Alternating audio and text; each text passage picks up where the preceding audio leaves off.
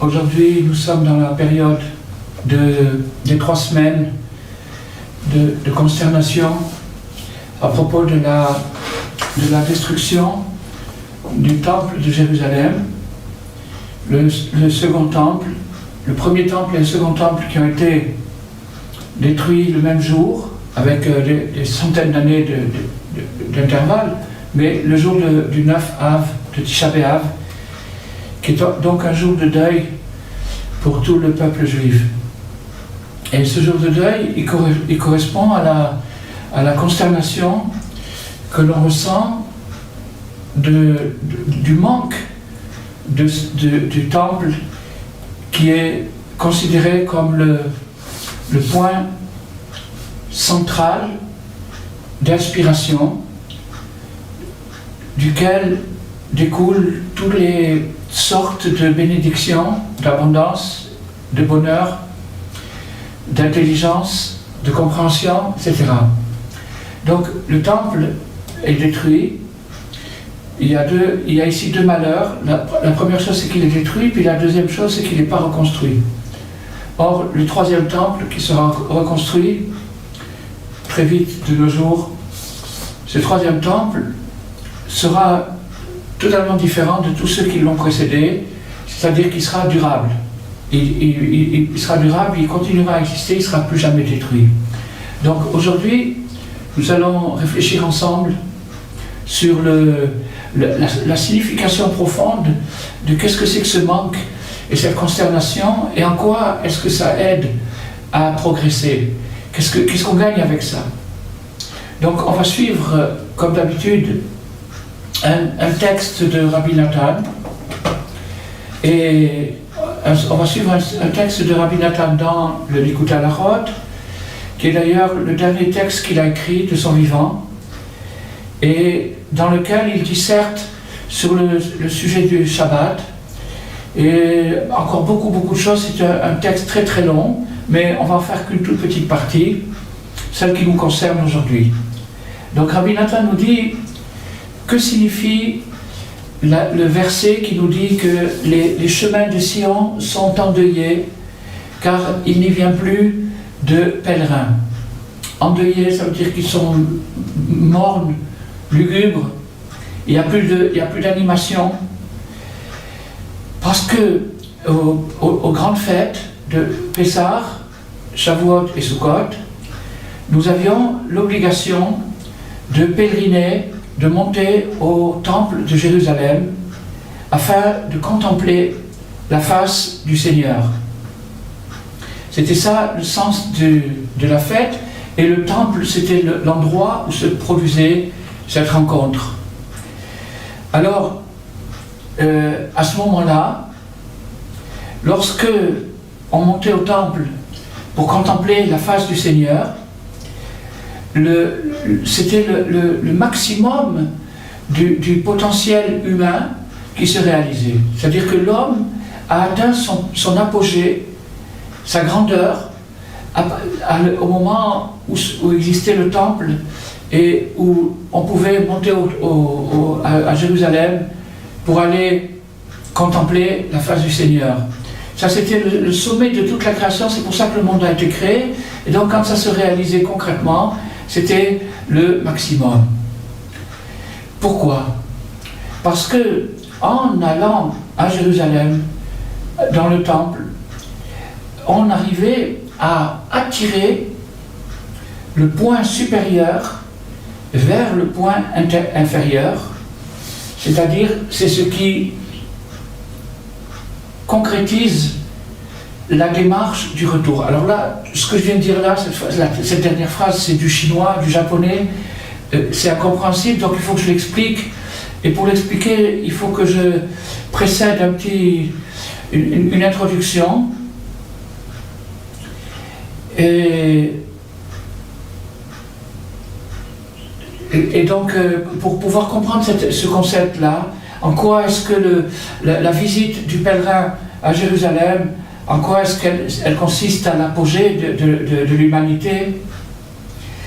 Alors, c'est donc ces choses-là qu'il faut essayer de comprendre. qu'est-ce que ça veut dire la destruction du temple de Jérusalem? Donc, on va expliquer la chose le plus clairement possible. Dans toute chose qui existe dans ce monde, il y a deux aspects. Il y a l'aspect intérieur et l'aspect extérieur.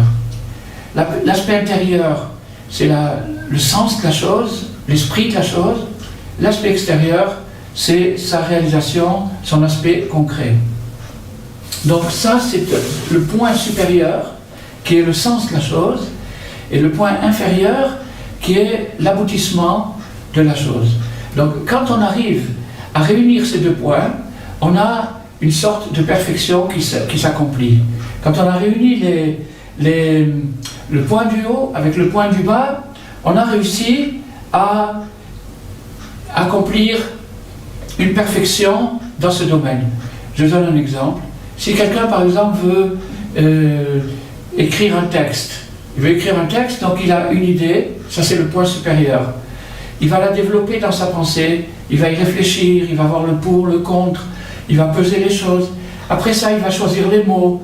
Après ça, il va attendre un moment d'inspiration, etc., etc., jusqu'à ce que finalement, il va accoucher sur papier son idée. Et lorsque l'idée sera exprimée sur le papier d'une manière claire et intelligible, que toute personne qui va lire cette idée va la comprendre, donc il y aura eu une communication, une connexion, un contact entre le point du haut, qui était l'idée initiale, et le point du bas, qui était l'aboutissement final, c'est-à-dire la communication, le fait d'avoir contacté, d'avoir transmis à autrui son idée.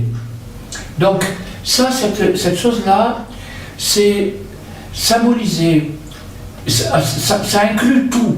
Tout est inclus dans ce que je viens de dire là, ça inclut absolument tout. On peut tout expliquer, tout commencer à chercher à comprendre à partir de cette clé. C'est une véritable clé. Mais ce symbole, qui est le symbole de l'unification, c'est-à-dire le rassemblement de deux extrêmes en une entité nouvelle, c'est ça l'unification, se symbolise en hébreu par la première lettre de l'alphabet, qui représente aussi le premier chiffre du compte, c'est-à-dire le 1. Le 1, c'est l'unification, et donc ce 1 en hébreu se dit Aleph, c'est-à-dire la première lettre de l'alphabet. Alors nous allons voir maintenant comment, d'une manière graphique, cette chose s'explique d'une manière très très très jolie. Vous voyez maintenant, j'espère qu'on voit bien, vous voyez la lettre Aleph. Cette lettre Aleph, c'est le 1. C'est la première lettre de l'alphabet. Elle est d'ailleurs muette, elle se sent presque pas, elle est gutturale mais muette. C'est-à-dire c'est à peine un petit grincement de la gorge, à peine. Donc cette lettre-là, c'est la lettre 1, c'est la lettre Aleph, c'est la première de l'alphabet, et il y a tout dedans. Elle réunifie tout. Maintenant, on va l'expliquer comment ce qu'on a dit aujourd'hui se retrouve ici. Premièrement, le point du haut, c'est l'idée initiale. Deuxièmement, le point du bas, c'est l'aboutissement final. Et troisièmement, la barre du milieu, c'est l'unification entre les deux extrêmes. Donc quand il y a la barre du milieu, il y a unification entre le point du haut et le point du bas, et donc il y a Aleph, il y a unification, il y a unité. Donc, le temple de Jérusalem représente le sommet de la conscience. C'est le degré le plus haut de liaison avec le divin. C'est l'endroit choisi par Dieu pour communiquer aux hommes sa présence et sa conscience. Donc ça, c'est le point le plus haut. Le point le plus bas, c'est nous, l'être humain, le point où on se trouve, chacun où il est, chacun suivant sa situation et suivant son état. Donc, ces deux choses-là, lorsqu'elles sont unifiées, elles forment la lettre Aleph. On va y revenir. Pour l'instant, on a une base de compréhension. Maintenant, pourquoi est-ce que c'est l'aboutissement de l'homme? Alors là, je vais vous dire quelque chose de très joli. Un autre dessin. Vous voyez, on retrouve maintenant encore une fois la lettre Aleph, avec le point du haut et le point du bas, c'est-à-dire l'unification entre le point du haut et le point du bas, entre l'âme et le corps, entre le sens et l'aspect des choses. Donc il y a cette unification. Et ici vous avez deux autres lettres qui se lisent dam. Dam en hébreu ça veut dire le sang, dam. Et aleph c'est l'unification. Lorsque vous avez l'unification liée au sang, vous avez le mot Adam. Adam, ça veut dire l'homme par excellence.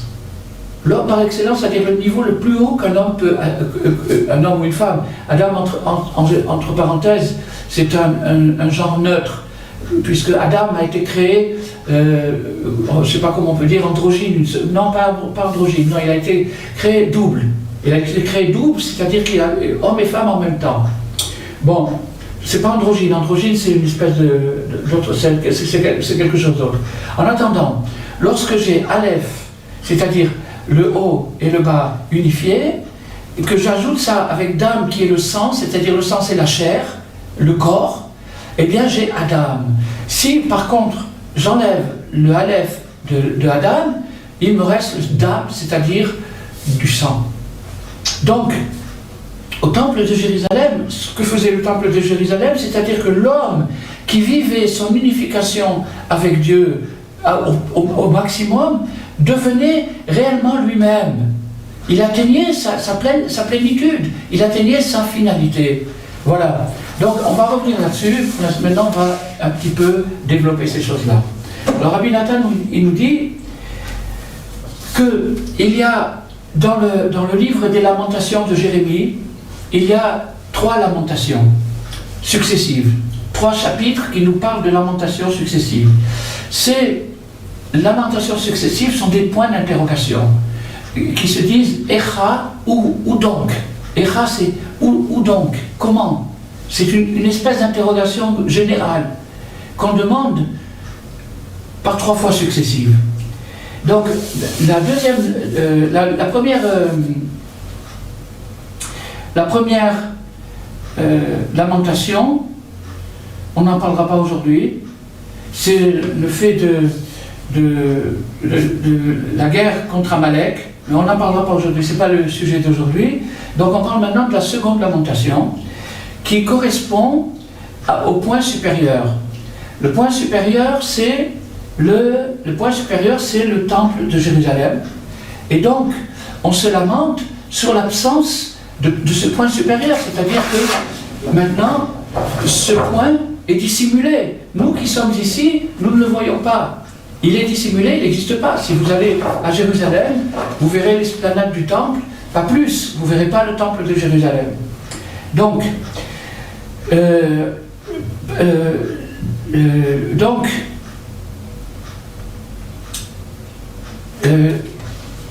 là-bas, le prophète nous dit que Dieu a jeté la terre depuis le ciel, et le Zohar nous dit qu'il a jeté la terre depuis le ciel, c'est-à-dire qu'il a jeté la terre, c'est-à-dire qu'il a pris la terre, il a jeté depuis le ciel, c'est-à-dire qu'il a fait la rupture. C'est Dieu lui-même qui a fait la rupture.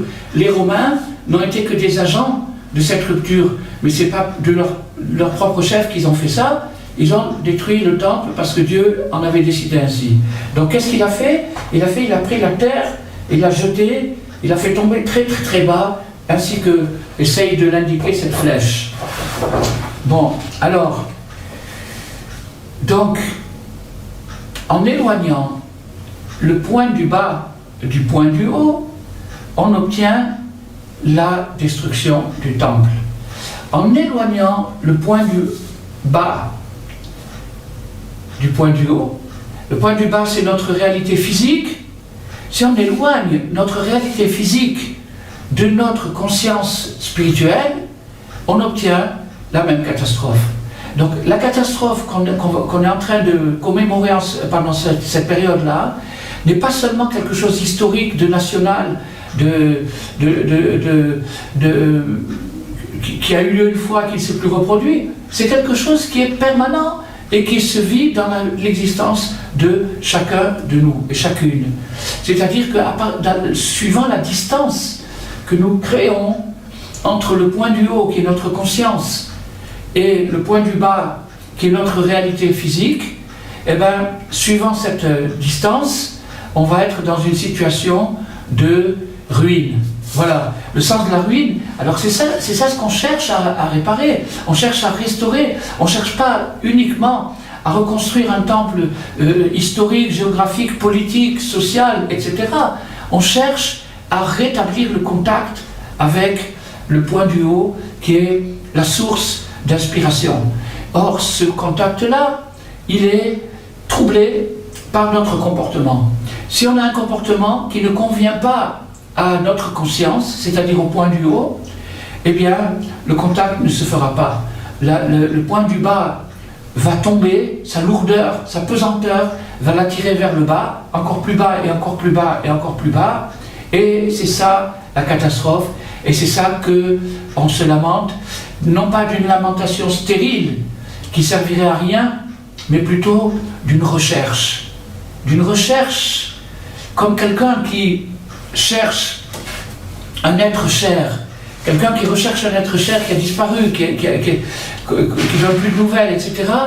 Il rentre dans une consternation, dans une amertume, mais c'est une amertume positive parce qu'il se met à le chercher, il ne se décourage pas, il se met encore plus à le chercher. Plus la chose aura disparu de ses yeux, si son amour était sincère, plus sa recherche sera intense, et c'est ça qu'on essaye un petit peu d'approcher ici dans ce texte. Alors maintenant, nous allons réunir les 3 points, c'est-à-dire le point du haut qui est le temple, le point du bas qui est le fait de lutter contre Amalek, et le centre qui est le fait de nommer un roi. Alors, maintenant, on demande à Dieu qu'il regarde, qu'il tienne compte, on demande à Dieu qu'il tienne compte de toutes les hontes et de toutes les misères que nous supportons et qu'il nous aide à réparer le point inférieur. Car l'essentiel du retour, c'est-à-dire la réconciliation, toute la leçon d'aujourd'hui, c'est une leçon de réconciliation.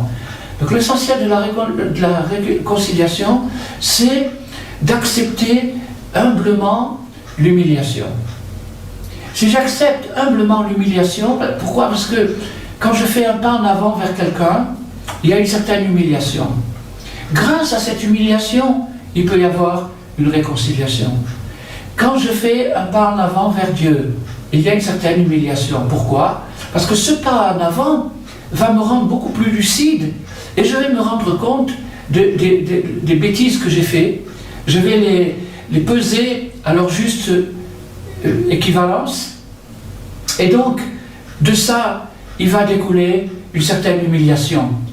Si j'arrive à avaler cette humiliation sans réagir, sans essayer de chercher des excuses ou des faux fuyants, à ce moment-là, j'aurais fait un grand pas en avant.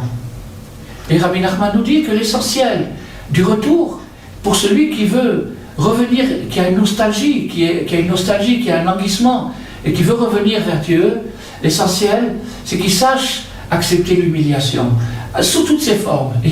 On le sait très bien, il y a des centaines et des centaines de sortes d'humiliation, de la moquerie jusqu'à la plaisanterie, jusqu'à l'affront en public, jusqu'à toutes sortes de choses qui sont dans le cadre. Mais en fait, il n'y a qu'une seule humiliation, c'est celle que l'homme ressent au fond de lui-même, d'être loin de son origine, d'être loin de son Père, d'être loin de Dieu, d'être loin de sa source. Ça, c'est l'origine de toutes les humiliations.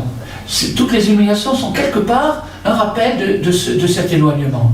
Donc quand on arrive à surmonter cette humiliation, humblement, en se disant, bon d'accord, j'ai fait l'idiot, j'ai fait ceci, j'ai fait cela, mais je reviens, je veux me réconcilier. Alors, à ce moment-là, qu'est-ce qui se passe? Eh bien, on va le voir bientôt, il se passe quelque chose d'extraordinaire. Mais en attendant, le prophète continuait en nous disant que notre héritage a été transformé en terre étrangère, ce qui veut dire la destruction du temple. Et nous sommes comme des orphelins qui n'ont pas de père, car le père c'est la sagesse, qui est le point supérieur. J'ai dit tout à l'heure que le point supérieur c'est le sens des choses, la sagesse. Car les 3 points d'en haut, sont comme, bon, là on ne va pas trop rentrer, mais si vous voulez, le point supérieur il contient aussi 3 points, 1, 2 et 3. C'est-à-dire les 3, l'information, le traitement de l'information et la prise de connaissance. Ça, c'est les 3 esprits qui règnent en haut. Bon, on ne peut pas trop s'attarder aujourd'hui là-dessus, mais ces 3 points-là, cette compréhension, cette conscience, c'est ce qui s'appelle le point supérieur. Et quand le point supérieur disparaît et se cache du point inférieur, c'est-à-dire que lorsque la conscience distance la réalité, c'est-à-dire qu'on est dans une réalité inconsciente, on vit les choses sans les vivre, sans en être conscient. Donc ça c'est la situation de la destruction du temple. Ça c'est parce que c'est notre comportement. Plus on aura donné de valeur à la réalité physique, plus on lui aura donné d'importance et plus on aura un comportement grossier et extérioriste. Et donc automatiquement ce comportement grossier, extérioriste, matérialiste, hédoniste rejette la conscience. C'est lui qui la rejette. Il rejette la conscience. La conscience ne peut pas supporter de cohabiter avec quelqu'un d'aussi grossier. Et c'est ça d'être orphelin. Quand le prophète inscrit dans les Lamentations le fait d'être orphelin, nous étions comme des orphelins, eh bien c'est ça ce qu'il voulait sous-entendre, c'est-à-dire qu'on a perdu la conscience. On n'a pas, comme un orphelin et quelqu'un qui n'a plus un papa pour lui assurer ou une maman, pour lui assurer sa subsistance, donc il est privé du soutien. De la même façon, quelqu'un qui perd sa conscience, dont la conscience est écartée de lui, eh bien, cette personne n'a plus personne pour penser à lui donner ce qui lui manque.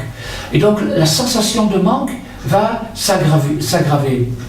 Car le point supérieur ne brille plus et ne donne plus son énergie dans le point inférieur, ce qui se traduit d'une manière matérielle et spirituelle. D'une manière matérielle, c'est exactement ce qu'on a dit ici, c'est le principe de la maladie.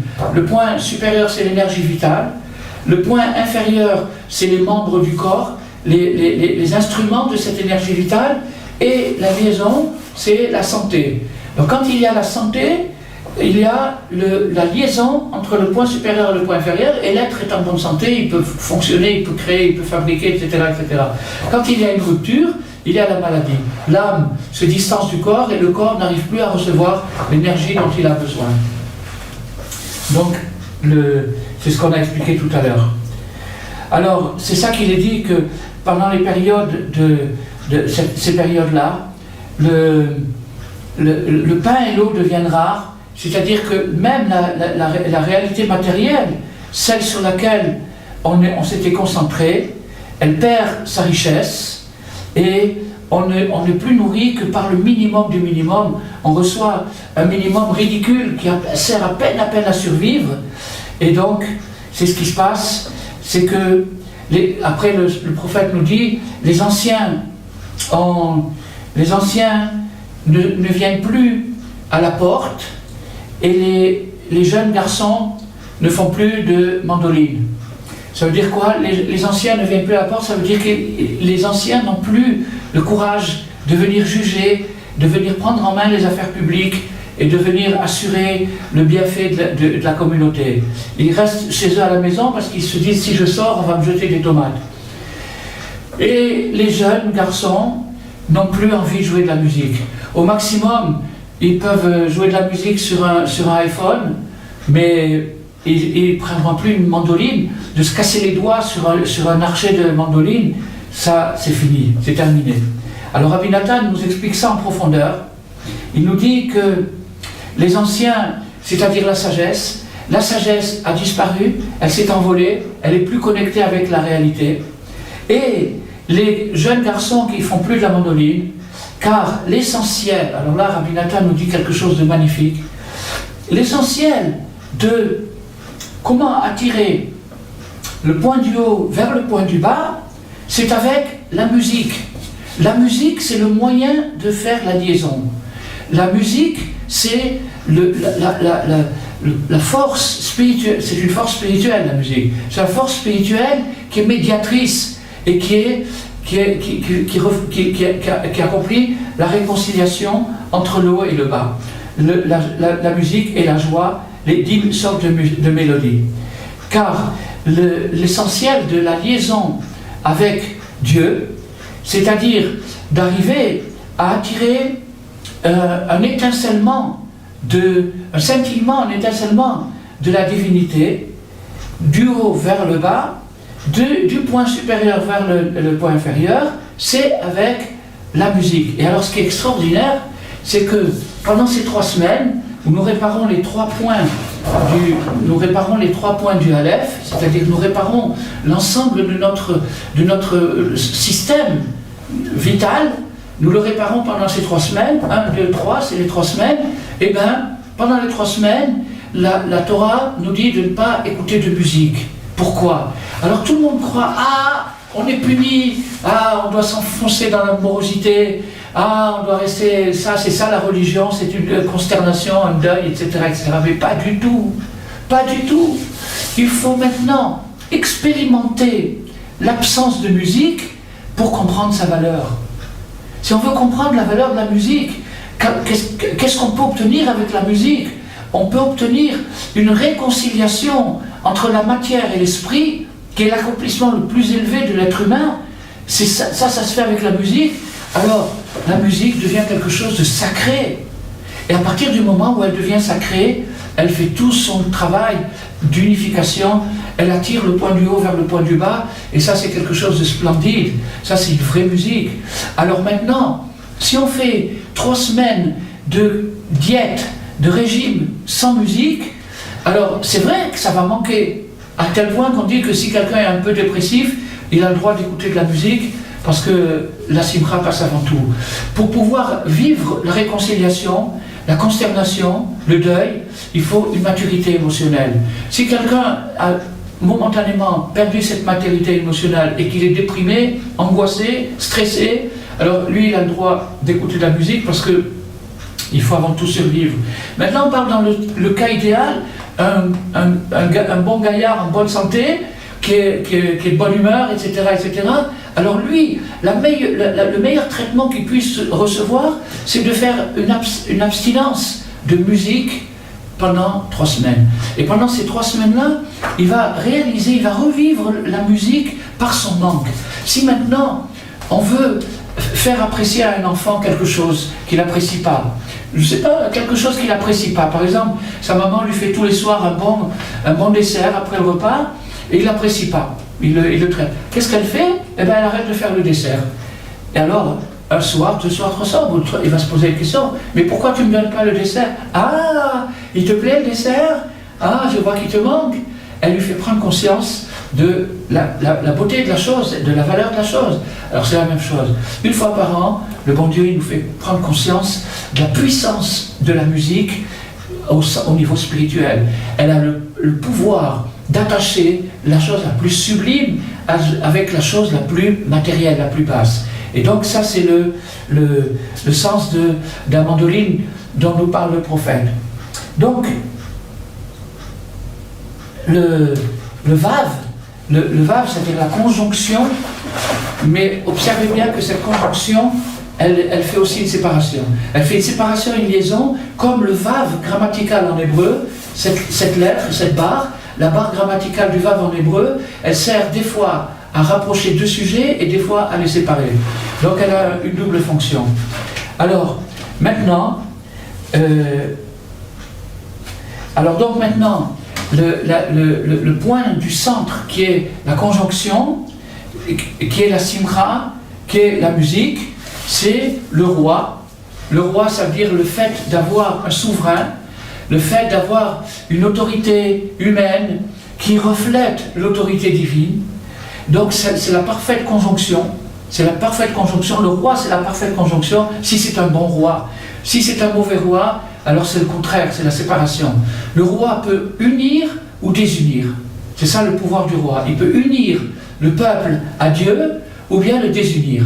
Comment l'unir? En faisant régner Dieu sur ses sujets. Là, il aura uni le peuple à Dieu, et c'est ça sa fonction de roi. Et donc la royauté commence par la soumission. Pour arriver à soumettre un peuple, il faut que lui-même soit soumis. Ça, c'est la royauté sacrée. Maintenant, la mauvaise royauté, c'est le roi qui se prend le pouvoir pour lui-même, pour sa personnalité, pour le culte de sa personnalité, et là, naturellement, il écarte ses sujets de Dieu. Alors, c'est ça que le prophète dit, la couronne de notre tête est tombée, malheur à nous, car nous avons fauté, car à cause de nos péchés, le temple a été détruit, le temple qui était la couronne, c'est-à-dire le sommet, le summum des 3 points dont nous avons parlé. Alors, maintenant, mais toi, ô Dieu, tu trôneras pour toujours, et ton trône sera de siècle en siècle. Ton trône, le trône, c'est le trône de Dieu, c'est le point supérieur. Le point supérieur, c'est le trône de Dieu. Le trône de Dieu, ça veut dire que c'est une image, bien sûr. Mais ce qui est intéressant, c'est qu'en hébreu, le mot kissé, qui veut dire le trône, veut dire en même temps kissé et kissoui. Ça veut dire que c'est quelque chose qui permet au roi de siéger, mais c'est aussi quelque chose qui cache le roi. Donc la notion de kissouille, de cacher, est par ici. Alors, donc, c'est la Nekuda Eliona, le point supérieur, qui est caché par la barre du milieu. Alors maintenant, nous arrivons maintenant au summum de notre étude, mais comme le temps a passé un peu plus vite que je pensais, alors je vais la prendre en résumé. Donc on va raccourcir un petit peu par le résumé que l'élève de Rabbi Nathan a écrit un résumé sur le Likutei Halachot. Donc maintenant on va se mettre dans le résumé pour essayer de relier tout ça. Alors il nous dit quelque chose, c'est là, si vous voulez, le centre, le cœur de notre conversation, de notre discours aujourd'hui. Au moment de la destruction et de la chute, nous recevons notre énergie d'une manière secrète et cachée du point le plus élevé. Alors, vous allez voir maintenant encore une fois mon dessin. Vous voyez que ça c'est le point inférieur. Le point inférieur reçoit l'énergie de son équivalent dans le point supérieur. Mais si quelqu'un, au point de vue inférieur, descend plus bas, il va avoir besoin de plus haut. Et plus il descendra bas, et plus il aura besoin de quelque chose de plus haut. C'est ça le... Donc ça veut dire quoi? Ça veut dire que maintenant, quand on se situe dans une situation, on se trouve dans une situation que le papier de ma page n'est pas suffisant pour exprimer cette situation parce qu'elle est encore plus bas, plus bas, plus bas, plus bas, alors à ce moment-là, il a besoin de plus haut, plus haut, plus haut. C'est ça le grand principe de la Chassidoute. C'est que plus on est bas, plus on a besoin de quelque chose d'élevé. Contrairement à ce que les gens pensent en disant que bon, s'il est tellement éclaté, il est tellement embouché, alors ça lui suffira d'un vétérinaire. On va l'envoyer chez le vétérinaire. Mais non, pas du tout. Justement parce qu'il est gravement malade, il a besoin du plus grand professeur et pas du vétérinaire. Alors, pendant la période de Khorban, c'est-à-dire de destruction, c'est là où on reçoit d'une manière cachée le point le plus haut, c'est-à-dire le trône. On est attaché à la racine de notre âme dans le trône, mais cette énergie n'est captée que petit à petit, tout petit, tout petit, tout petit, tout petit, et très très très caché très très très discret. Ça veut dire qu'il y a un minimalisme excessif pendant cette période de l'année, et c'est pour ça qu'on dit qu'on diminue la simcha, c'est-à-dire qu'on rentre dans la diminution, mais c'est une diminution positive. C'est pas pour arriver à l'extinction, c'est au contraire pour arriver au moment de Tisha B'Av où on dit à Mincha. Le Tisha B'Av, c'est là où naît le Mashiach. Le Mashiach, il jaillit, cette lumière qui va sauver le monde, elle va jaillir du summum de la consternation. Quand on va arriver au summum de la consternation, on va arriver à l'illumination. Donc c'est ce qu'il nous dit ici. À ce moment-là, quand nous on se trouve dans cette situation, c'est le moment de chercher. C'est pour ça qu'on a dit que les lamentations, il n'a pas dit « Oh, la catastrophe, malheur à moi, etc. etc. » Pas du tout, il dit « Echa, où donc se trouve Dieu ?» Et de se renforcer et d'argumenter avec Dieu et en lui disant la vérité, on sait que tu es là. On sait que tu es là. Tu n'es pas parti, tu ne nous as pas quittés, il n'y a pas de destruction, tout ça c'est extérieur. Au fin fond des choses, tu es là, et non seulement tu es là, mais tu es encore plus là que jamais. Et je vais donner un petit exemple pour couronner cette idée. C'est que quand un homme et une femme se disputent, ça arrive, un homme et une femme se disputent, il y en a un des deux qui a fait une bêtise, ils se disputent. Et bien, pendant la brouille, pendant qu'ils sont brouillés l'un avec l'autre, ils s'échangent quelques paroles pour fonctionner, à moins que ce soit quelque chose de vraiment catastrophique. Mais en général, le fonctionnement prend le dessus et ils se parlent d'un ton sec et distant et froid pour exprimer leur mécontentement. Mais, à ce moment-là, celui qui est perspicace, celui qui a l'oreille fine, il va capter dans la voix de son conjoint ou de sa conjointe, il va capter la brèche. En vérité, il m'aime ou elle m'aime toujours autant. Au contraire, l'amour est encore plus fort. Pourquoi il est plus fort? Parce qu'il arrive à survivre à la brouille.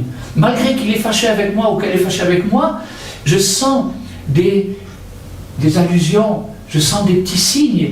Il me fait des signes de réconciliation. Alors, sachez une chose, c'est que vous allez voir maintenant que tout est à l'envers. Les 3 semaines de deuil dans le calendrier hébraïque, c'est en vérité la période la plus élevée de l'année. C'est la réconciliation. Pendant toute l'année, il se passe ce qui se passe, on va à droite, on va à gauche.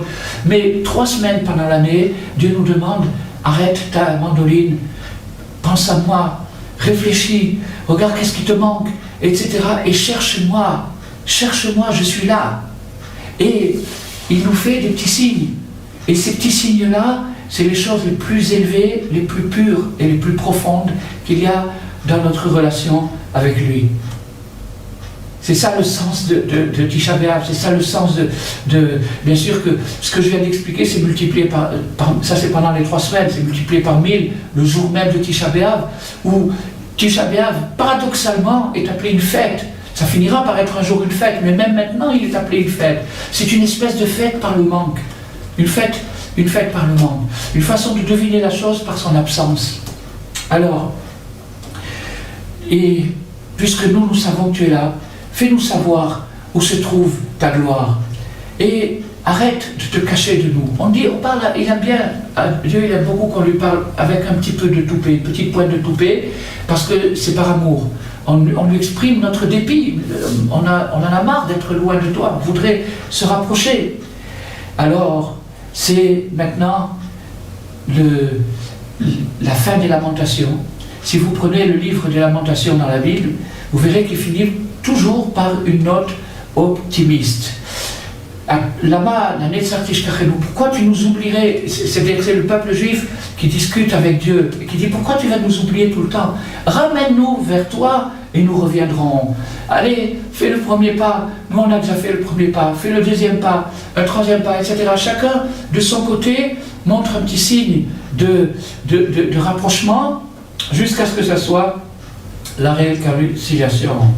Mais grâce à ça, grâce au fait que l'homme va faire des efforts pour chercher dans la réflexion, dans la prière, dans la conscience, dans la prise de conscience de l'absence de musique et l'absence de réjouissance, il va prendre tout ça à cœur, à ce moment-là, cette chute, ce qui a été une chute par rapport au bonheur normal et classique, ça va se transformer en formidable élévation. Il réussira à recevoir l'énergie suprême, c'est-à-dire l'énergie du point supérieur, supérieur, supérieur, mais cette fois-ci, ça ne sera plus d'une manière cachée, mais ça sera d'une manière abondante et d'une manière visible. C'est-à-dire que la réconciliation. La réconciliation, c'est-à-dire qu'on peut y arriver chacun à son degré, c'est des idées, c'est des directions. On trace une ligne, on trace une direction, pas plus que ça, on ne peut pas donner de conseil à personne. On dit simplement, voilà, il y a une façon de se réconcilier avec Dieu, et surtout, ce qu'il faut savoir, c'est qu'il n'est pas fâché. Alors, je souhaite que tous nos malheurs se transforment en bonheur, que la destruction se transforme en construction dans la famille, dans la société, entre les nations, et que nous revoyons bientôt la construction du 3e temple de Jérusalem.